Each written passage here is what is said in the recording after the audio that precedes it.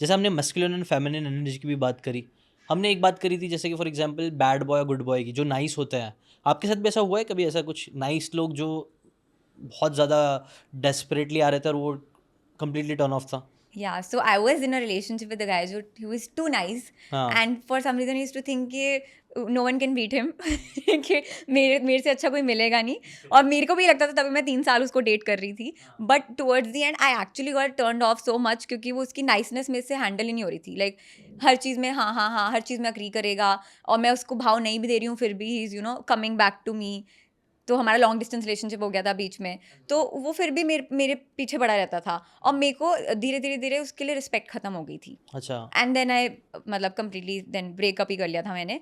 So it is true कि जब लड़का बहुत ज़्यादा नाइस हो, लाइक वही है कि अगर तुम पूरे टाइम एक ही टाइप का खाना खाओगे, पूरे टाइम मीठा मीठा खा रहे हो, तुम मीठे से चिढ़ होने लग जाएगी, right? So too much of sweetness is also not good. तो बीच में तुम्हें मसाले चाहिए, नमकीन खाना चाहिए, राइट? सेम वे ऐसी पर्सनैलिटी में भी तुम्हें चाहिए होता है एक अपने पार्टनर की, कि you want to see both sides, where he is being naughty also, he is being very like masculine also, he is being nice, he is being a gentleman, वो तुम्हारी केयर भी कर रहा है, कडल भी कर रहा है, at the same time he is like मेरे को भी काम करने दे, being assertive also. So all of that you want to see that in your partner, and उससे हमको वही हमारी one of the needs variety वो पूरी होती है। Right right.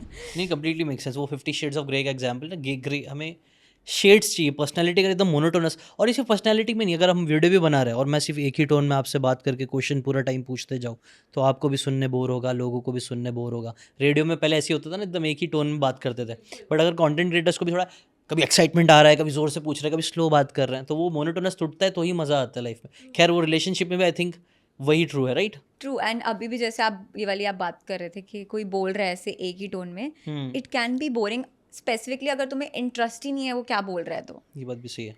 राइट? जैसे एग्जाम्पल मैं बोलूँगी, पॉलिटिशियंस को अगर नोटिस करेंगे एक ही टोन में बोल रहे होते हैं, मैं पॉलिटिक्स में जीरो इंटरेस्टेड मतलब हूँ, तो मैं सुन ही नहीं मैं एक सेंटेंस ज़्यादा नहीं सुन सकती थी किसी पॉलिटिशियन को, क्योंकि वो एक ही टोन में बात कर रहे हैं। तो ये हमारा नेचुरल, हमारे अंदर से it's how we are made के we want some kind of variety, चाहे वो फूड में हो, चाहे वो पर्सनैलिटी में हो, चाहे वो रिलेशनशिप में हो।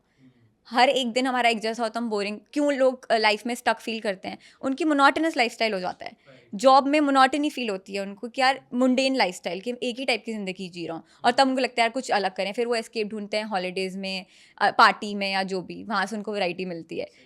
सो जब कॉन्शियसली तुम्हें इस चीज़ की अवेयरनेस है, then you would implement in your personality, in your life, in your relationship. Right. अगर आपको ये बातें काम की लगी होगी तो do check out the full podcast यार, जाके देखो, डिटेल में चीज़ों को समझो, तब ज़्यादा अच्छे से समझ में आएगा, ज़्यादा अच्छे से आप अपनी ज़िंदगी में चीज़ें अप्लाई कर पाओगे। Thanks so much and subscribe this channel.